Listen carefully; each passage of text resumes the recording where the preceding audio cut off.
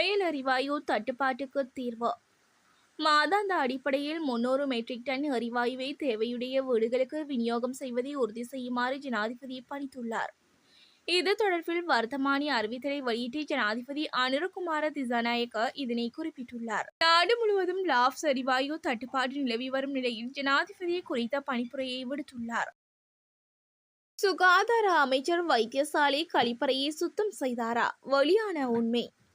கண்டி தேசிய வைத்தியசாலையின் கழிப்பறையை சுகாதார அமைச்சர் டாக்டர் நலிந்த ஜெயதிச கழிப்பறையை சுத்தம் செய்தார் என சமூக ஊடகங்களில் வெளியான தகவல்களில் உண்மைத்தன்மை குறித்து தகவல் வெளியிடப்பட்டுள்ளது. தேசிய மக்கள் சக்தி ஆட்சி நிறுவியதன் பின்னர் இந்த அமைச்சர்கள் மற்றும் நாடாளுமன்ற உறுப்பினர்களினால் மேற்கொள்ளப்பட்ட செயற்பாடுகள் குறித்து சில தகவல்கள் சமூக ஊடகங்களில் வெளியிடப்பட்டுள்ளன.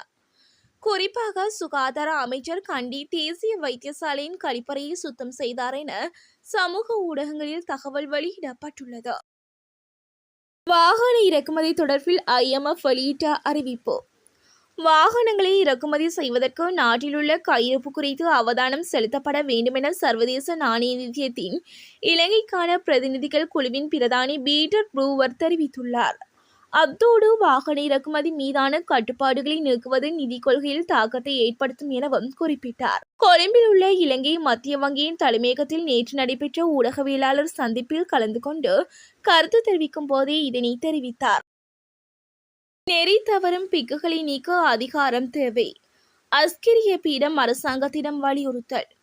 பௌத்த நெறிகளுக்கு முரணாக நடந்து கொள்ளும் பிக்குமாரின் துறவற நிலையை ரத்து செய்வதற்கான அதிகாரம் மகாநாயக்க தேரர்களுக்கு வழங்கப்பட வேண்டும் என்று அஸ்கிரிய பீடம் அரசாங்கத்திடம் வேண்டுகோள் விடுத்துள்ளது. தேசிய மக்கள் சக்தியின் அமைச்சரவை அமைச்சர்களான விஜித ஹேரத், லால்காந்த ஆகியோர் நேற்று மாலை அஸ்கிரிய பீடம் மகாநாயக்க தேரருடன் சந்திப்பொன்றை மேற்கொண்டனர். அதன்போது இந்த வேண்டுகோள் அஸ்கிரிய பீடத்தின் சார்பில் முன்வைக்கப்பட்டுள்ளது.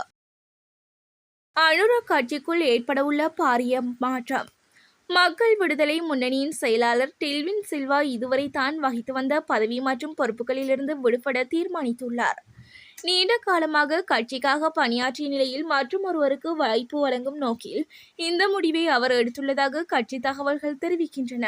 அவருக்கு பதிலாக பிரேகரிக்கப்பட்டுள்ள சிரேஷ்ட உறுப்பினர்களில் அமைச்சர் பிமல் ரத்நாயகவின் பெயர் முதலிடத்தில் உள்ளதாக தெரிவிக்கப்படுகிறது. கட்சிக்காக நீண்ட காலம் அர்ப்பணிப்புடன் செயலாற்றிய நிலையில் பாரியதொரு வெற்றியை பெற முடிந்துள்ளதாக டில்வின் சில்வா தெரிவித்துள்ளார். மின்சார சபை ஊழியர்களுக்கான கொடுப்பனவு. இலங்கை மின்சார சபை ஊழியர்களுக்கான ஊக்குவிப்பு கொடுப்பனவை எதிர்வரும் டிசம்பர் 10ஆம் தேதிக்கு முன்னர் வழங்குவதற்கு ஏற்பாடு செய்யுமாறு இலங்கை மின்சார ஊழியர் சங்கம் கோரியுள்ளது.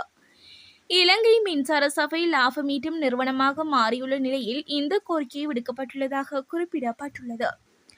மின்சார ஊழியர் சங்கத்தின் பொதுச் செயலாளர் ரஞ்சன் ஜெயலால் இலங்கை மின்சார சபையின் தலைவருக்கு அனுப்பியுள்ள கடிதத்தில் குறித்து கோரிக்கை விடுக்கப்பட்டுள்ளது. வளிமண்டலவியல் திணைக்களம் விடுத்துள்ள சிவப்பு எச்சரிக்கை.